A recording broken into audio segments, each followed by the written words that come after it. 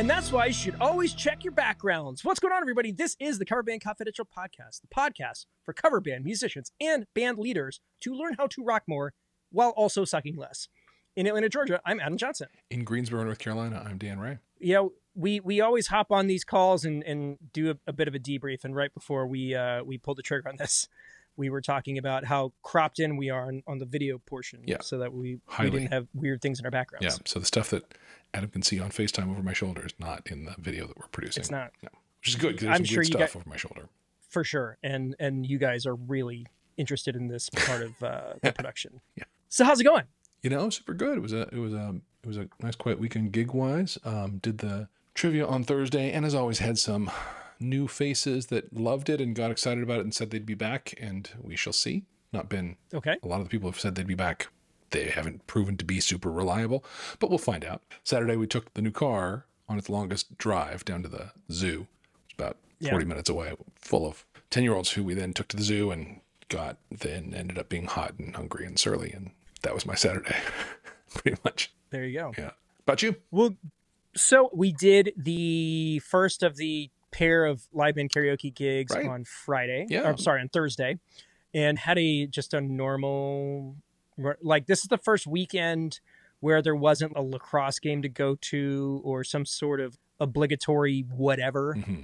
So that's nice. We actually had like a full-blown weekend off, and we took advantage of it. Good. Went to the pool today. I was technically working this weekend, but I was able to do it in pockets of time where we could still do fun stuff and hang out. And that's what we did. We actually, it was supposed to rain all weekend. It did not. It's actually, the weather's been kind of mild and very nice. Yeah. So that part's good. We'll get into the... Well, actually, we can talk to you about how the gig went, because the thing that we want to talk about, I think, is not necessarily tied to that directly. No, but falls out of it. Right. So this Thursday gig, live band karaoke gig that we kind of been billing it was like a singing competition. So we actually had a list of songs that we were supposed to work through. And for the most part, we stuck to the program. And so the band was well prepared and played really well. And we had a blast, got to play some songs we don't normally play. And we ended up doing, I don't know, maybe like half an hour of straight up karaoke where it was just like, you just ran up on whatever was about to happen and you just kind of went for it. The only one that took me a bit by surprise was Spiderwebs, because first off, there's a lot of stuff going on in that song, guitar wise. And I definitely had a couple of moments where muscle memory kicked in because I didn't know where I was supposed to be going, and my lizard brain just saved me in the moment. But man, it was a lot of fun. The crowd was really, really great, and the venue that we played was super, super cool, and their staff was awesome. Like, it couldn't have gone better. I'm like, 2 fun gigs in a row. This is wow. I don't know. It's kind of crazy. Yeah. So gearing up for this coming Thursday, where we're doing another one of these, there's 3 new songs, I think, that they requested. Call Me Maybe, Carly Rae Jepsen. Life is a Highway, the Rascal Flatts version, and All Star by Smash Mouth. Sure. Weirdly enough, even in the 90s band, we've never played it. And the reason is, and I've shown this to some of the guys in the Patreon, is that we do All Star, but we do it in the middle of Semi-Charmed Life by Third Eye Blind, because if you line up the structure and even the melodic components, it all works. Yeah. So you just do, and then instead of starting with Unpacked and Mahone, you just go, somebody wants, and the people they love it. But you can't necessarily trick people into doing that at a karaoke thing. So we actually have to learn the actual song. So annoying. Dumb. Those are the ones that I've got to work on. And of course, this week is absolutely insane and I won't have time to do it. Right. But I think a lot of the past 2 weeks where I've been kind of stressing out, like all of the prep work is pretty much done. I don't have a whole lot of things that have to get rejiggered between now and then. I got to print out new song lists because they're slightly different, but all of the systems are in place. Hopefully when we roll up, levels and stuff will all be pretty consistent. So it should be kind of a grip it, rip it thing. Also, it's a 60-minute set, which is, I don't know how many songs do you think you do in an hour of your karaoke setup? 10? 12? Isn't that wild? Yeah. It seems like a lot.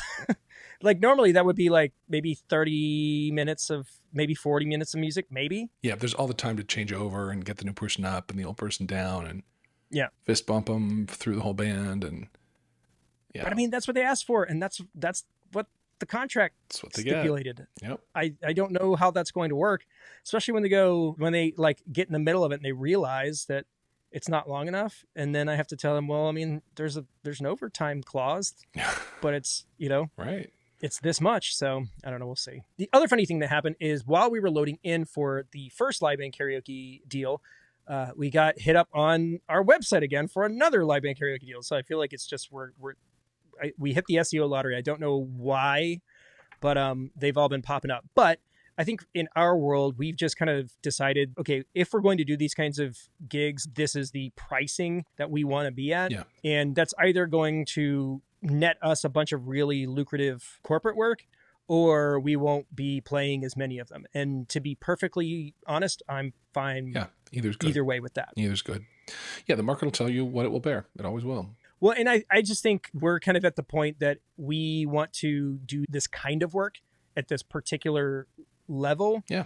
And most of our guys are comfortable with there being potentially less gigs if it means that we're making, this much in addition to what we're accustomed to. Yeah.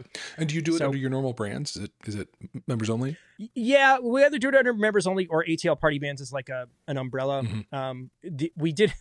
The host kept calling us Atlanta Party Band, which is an actual separate entity. So I don't know, that might have gotten a bit confused, but I just don't know if there's any juice in marketing it or naming it something different. Yeah.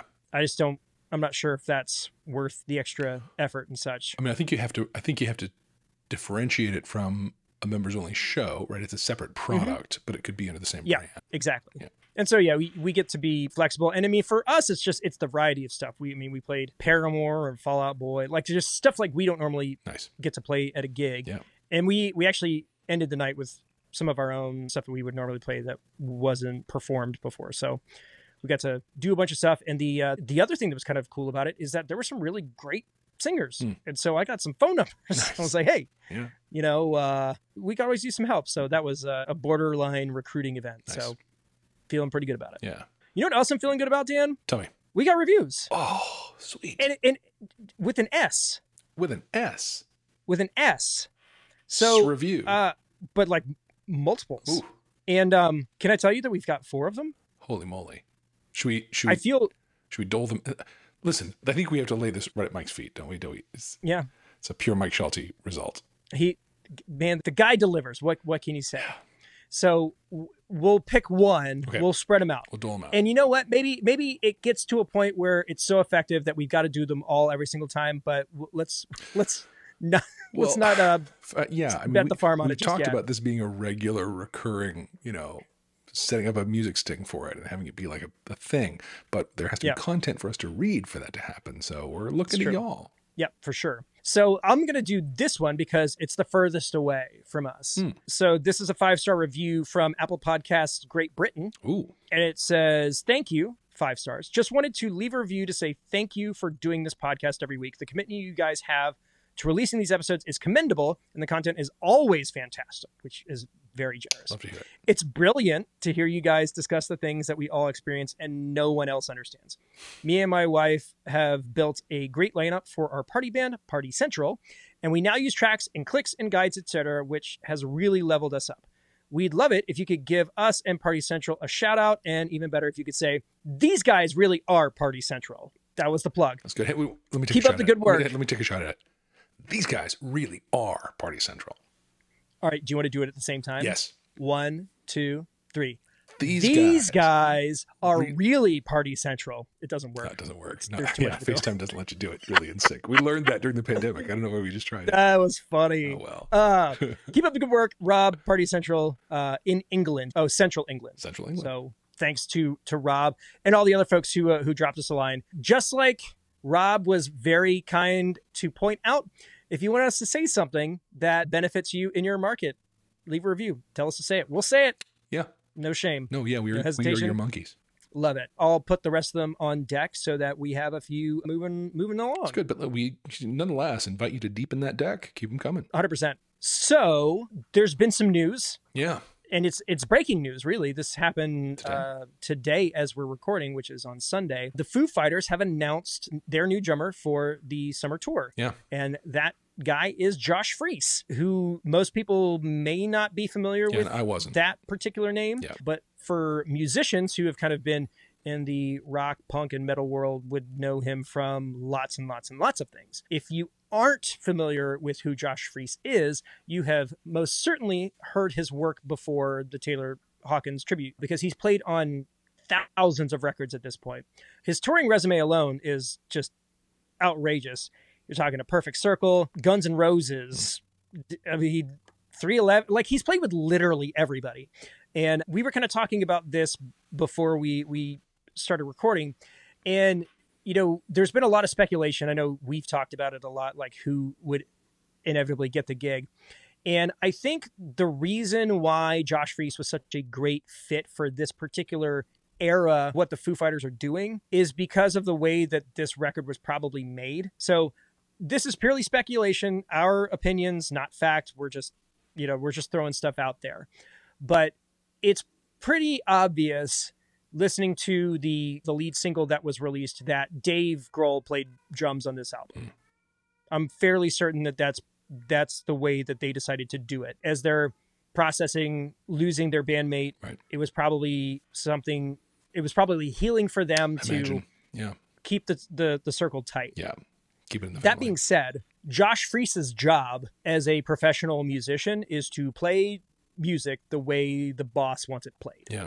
You shared with me before we started recording, he has a very substantial touring resume, but most of his career's been in the studio. Yeah. Right. Where it's just all about taking direction and delivering as instructed. And I mean, when you think about the kind of work that he's doing versus the kind of work that we do, it's pretty much the same.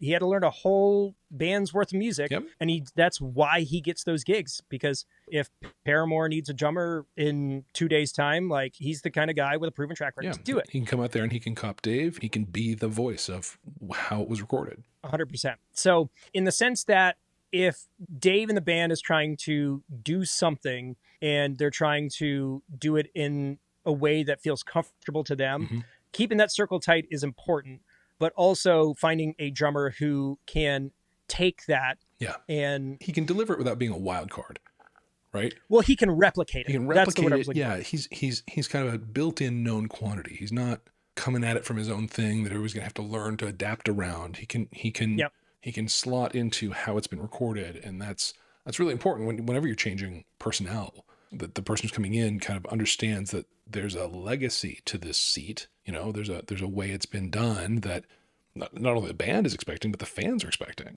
Yeah. So I think it's a good choice. Yeah. I'd be curious to see if this is the way that they operate moving forward. He's mentioned before that he would love the luxury of being in one band. Yeah. I was reading an article and he's like, well, maybe if I was the drummer for Muse, I could just, focus on being the drummer of that band. Right. But he's never been associated or a part of a group at that level. So is this a thing where he gets the opportunity to step in and become a full-time member? Yeah, record with them. We'll just have to see. Write with them. Who knows? Yeah. Yeah. But it could be one of those things where it feels like that team, they're very willing to bring people in and keep them. Their keyboard player is like an official part of the band. He's in the promo photos now. Like they have changed and moved things around in order to make themselves better. And I think Josh was a great choice in this particular situation. Cool. And I think it'll be great. I'm looking forward to going and seeing him this summer, just to see how it all shakes out. Yeah. So the other thing we wanted to talk about is kind of like the big topic, because it's not only something that Dan and I have experienced. I'm sure all of you have gone through it as well. There's also been stuff in the news kind of around it, and so it just felt like a good, interesting thing to talk about. So circling back to what I was talking about earlier, the gig that we played on Thursday was an outdoor gig in this kind of band shell kind of setup. It looked like it was a bunch of shipping containers, but it wasn't. It's just corrugated metal to make it look that way. Yeah. But just like any day that ends in Y in the South, there was rain in the forecast. And we've had weird weather down here where it says it's going to rain and then it doesn't, and then it says it's not going to rain and then it does. Yeah. So you just kind of have to take it with a grain of salt that, like, okay, maybe something's going to happen and we're just going to, we'll take precautions, but we'll just kind of wait and see how it pans out. So we got set up, sound checked and everything, and cloudy, overcast, but nothing too crazy. We decided to go the contractor bag route instead of tarps. In my case, you have your whole like mic set up with iPad and all of your pedals, and you just take the giant trash bag and just put it on top of everything. Smart. And it covers it all up. So we did that for most of the mission critical pieces just to be careful. And then literally as the show was about to start, it started raining. Yeah. And it wasn't terrible. It wasn't like we weren't getting like absolutely drenched, and they had put some tents up to kind of help keep things covered up. But you have this open thing, and if the wind's blowing a particular direction, things are going to get on you. Yep. And so we did start to get wet, but it wasn't terrible. I wasn't worried about our gear getting ruined or anything like that. So we just let it ride and we played through it. I think that might be one of the first times I've actually made that choice and not just like packed up and, waited it out. So I feel like it's just something that you've got to kind of figure out what's going to work for you or whether it's the right move or not. But in our case, gutting through it and playing through the rain worked out for everybody because it did eventually stop. It dried out and the rest of the night was beautiful. So, I think one of the main reasons why we were able to do that is because we operate a lot of things wirelessly. And so it wasn't so much a safety concern. I could stand where I was and I wasn't plugged into anything. Right. And so I felt the worst thing that could happen is, water got on my mic or something like that, or into the laptop, heaven forbid. Right. But everything else was taken care of or at least back far enough that it stayed dry. So inclement weather. I mean, we're at the mercy of Mother Nature during these warmer months. And it's the season. Something you just got to account for. Yeah, for sure. My last show that I played at Bull City Cider Works in Greensboro, we were outside and the forecast was totally clear. No percentage of rain. And about halfway through the second set, like I'm starting to feel did I feel a drop? Like what? And then that's the worst is like it's the yeah. A few minutes later, I said, what? But like I'm not seeing any rain and nobody's reacting to rain. And then it got to be like a few more discrete drops clearly happening. And we were kind of looking around and my wife was there and she was looking on the weather at, it's going to be like this for the next 10 minutes and then clear up or whatever. Right. But there was still that moment of my whole PA is out. There's no cover where we were. Pedalboard. Yep. Drums aren't great to get wet. So we did again. We pressed through on that one and it did clear up in a few minutes and it was fine the rest of the night. But there's that moment of like, where do we stand? There was a show that I called a few years ago that was the same kind of thing. Like a couple drops started happening and then more drops. And then pretty soon it was kind of looking like actual rain. The venue had us on their patio under like a 10x10 pop-up tent. But the main speakers were sitting outside of the tent.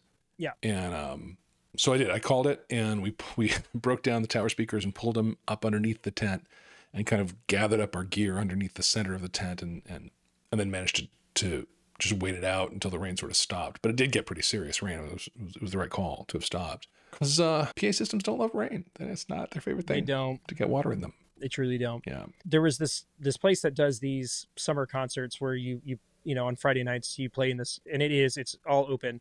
And we were on the schedule, I think 2 or 3 times over the course of the summer, and 2 of them got rained out. Yeah. Like properly rained out, like deluge destroyed. I remember posting a video on social media, like, hey, anybody come out to see us? Sorry, we got rained out. And I'm literally like, I look like a drowned rat. Like my hair's all like, yeah.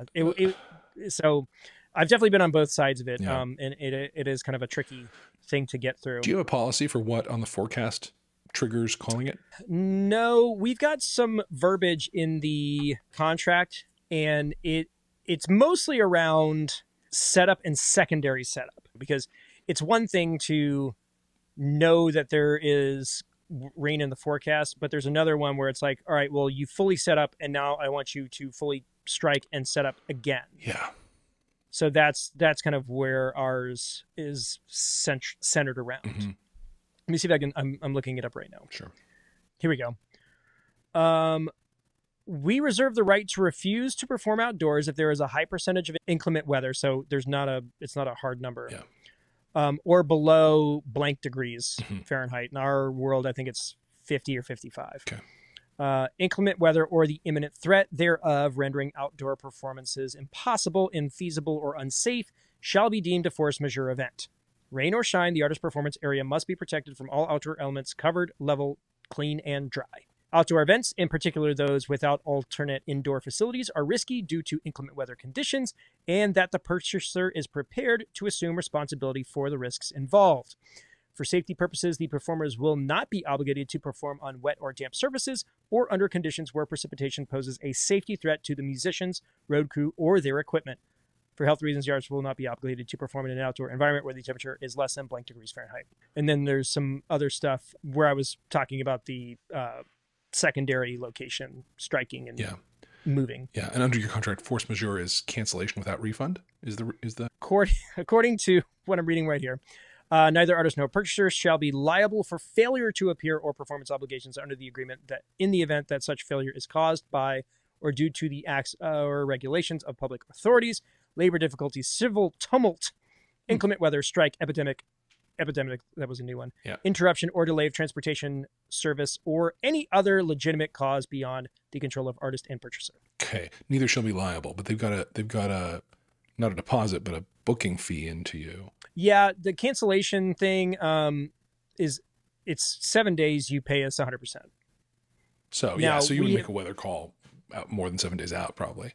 No, and typically we have been in a position to accommodate clients. Sure. So like if they do want to reschedule, we will do our best to do that. Good. But if that's not possible, then it's no, you still have to pay us. I always recommend like having as stingy a contract term as you can get away with, and then being more generous in practice.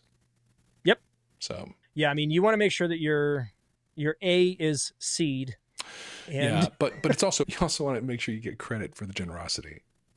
Yeah. That's important too. Absolutely. So yeah, you just got to be careful about that. Now, the reason why we've been talking about this, other than it just happened to me, is that on social media, there's just been a lot of footage of these Taylor Swift concerts where she is fully performing in the pouring rain. Absolute rain. Yeah. Like drenched. And God bless her, like, and her fans, you know, the dedication, got to give it up. I don't know who I would sit through in the pouring rain over. Just saying. Right. But, you know, Taylor Nation absolutely will. Oh, for sure. And to a degree, it looks like she's enjoying it. Like it's fun. Yeah. Which is also, and I don't know how you could do that for 3 hours, just completely drenched. Right. But the other thing that all of us are thinking about is, well, how are they doing this without worrying about their equipment? Yeah. And there's a lot of answers to that. Mostly that they probably got everything covered and insured and all of that stuff. They got backups for all their backups and backups. Yeah. So, but the other thing was like her show, she is fully wireless. Like she's not plugged into anything. Right. And so as long as the equipment doesn't fail, she's fine. Things are going to work. Right. And just in doing some research, in her wireless mic isn't going to hurt her. Right. So in doing some research, I did find out that she is using the Shure Axient wireless setups, and those are apparently military rated as far as like robustness and waterproofing and all of that stuff. Okay. They apparently can handle a full submersion. Wow. Underwater. Wow. If you shake it off. Well done. Get it? Well done. I'm just imagining the stage show you could do. Yeah. She could, come up out of water or something. I mean, you could. Again, that's who would do that is Adele, of course. I don't think so. She's more of a standing. She stands there. But she's doing magic tricks on stage now. She's disappearing into trapdoors and stuff. Like I wouldn't put it past her. For sure. So yeah, I mean, but the one thing that I did notice is that when you're watching all of his footage, she's got different mics. They've got, I don't know, at least probably 3 positions where she's on stage, and each of those positions have X number of mics. And it's probably a way for them to, one, make sure that the RF is clean in the area that she's in. Yeah. So it's not like one set that covers the entire stadium area. But what I have noticed is that when you see her on nights where there's no chance of bad weather, she's got these kind of blinged out wireless handhelds that have like rhinestones that are in their different colors and all of that. But on the shows where it's raining or whatever, it's just the plain black Shure wireless mics. So just like we do, they have the stunt mics, Right. and they've got the Fancy nice ones Yeah. when you know that you're not going to ruin them. Right. Right. So, Right. but yeah, it's such an interesting thing for people who have to do this kind of stuff outdoors. You have to have these contingencies. You have to have a place. They had a series of meetings where they're like, okay, if this happens, and it probably will because we're doing these outdoor stadiums and we're doing it during the summer all over the place. She's booked really thick, right? So it's like, we're not going to avoid rain. It's not going to happen. Yeah. Well, they can't. Yeah. At this point where you have 200,000 people buying tickets in every single market that you're going to. It's outrageous. So finding the tools to do the thing you need in order to pull that off is absolutely necessary. Yep. And all of us with our contractor bags covering up our tiny little pedal boards while they've got $11 billion worth of stuff out there. Now, of course, for me, the ultimate rain performance, probably never be topped, Prince at the Super Bowl. Okay, I'll give you that. Yeah. But I might be dating myself too much. What about the Diana Ross Central Park HBO special back in the early mid 80s? Because Prince got rained on. Diana Ross got annihilated. Yeah. Like she's like literally like peeling the eye makeup out of her eye sockets. Like, I don't know. That was a bit more. Yeah, for like the standing up to the elements part, she wins. But that moment in the Prince Super Bowl where like he's soloing on that guitar and it's like his silhouette is on that fabric that's like waving in the wind and the rain is pouring down. I mean, I get chills just even thinking about that. Yeah. Well, yeah, the rain was a paid actor. Yeah, basically. Yeah. Yeah. If it hadn't rained, it would have, we would have needed to bring in rain machines because it was perfect. If it hadn't rained, it would have been good. Yeah. It would have been great. Yeah. But the fact that it did rain made it unforgettable. Yeah.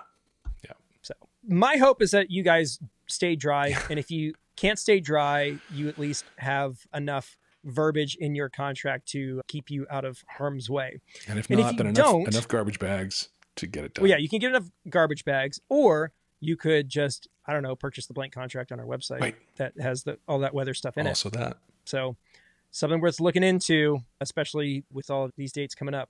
Our next public event is an outdoor municipal deals. We were asked to dial our weather clause back a little bit on that one, just to be accommodating. And again, you always go in with the things that you want, but you have to be flexible. And so maybe you over ask to make sure that you get what you actually need. I think at the level of contracts, that's the thing that probably band people don't really understand, is that the expectation is that you'll negotiate. So an opening these are jumping off points. Yeah, an opening bid needs to be an opening bid, and you need to be ready to get back red lines from their people, like can't do this, could do that, need these words to change. That's just part of it. So don't be afraid to bump somebody off, like push them out of negotiations just because you're asking for a lot. They're expecting that. That's part of it. And you never get what you don't ask for. Exactly. So keep that in mind. But you might get 2/3 of it. Yep. Yeah. Or you may get all of it. You may get all of it. You might just go, okay. Who knows? Yeah. That's why I'm just like, that's when we're throwing out quotes now. I'm just like, this is it. And if you want to counter, you can. And we'll decide whether that is or isn't what we feel like doing. Completely. But that contract you throw out there, it's an opening bid. Yep. All right. Cool. I feel like that covers it. I think so too. Any other parting words? Go ye forth and stay dry. Love it. Folks, thanks so much for tuning in. It's always great to catch up with you. I'm really excited to share more of these reviews and all of the other great stuff. I've got some irons in the fire, some emails out there, and some fun projects that we're hopefully going to be involved with and sharing with you guys. And we are just here to share in your successes. And so if you tried something and it worked, email us, coverbandconfidential@gmail.com. We want to hear about it. Or you can do any of the stuff that our good friend from the Confused Breakfast podcast, Mike Schulte, is about to tell you. Otherwise, I will go ahead and call it for this week. In Atlanta, Georgia, I am Adam Johnson. In Greensboro, North Carolina, I'm Dan Ray. You have been listening to the Coverband Confidential podcast for the week of May 26, 2023.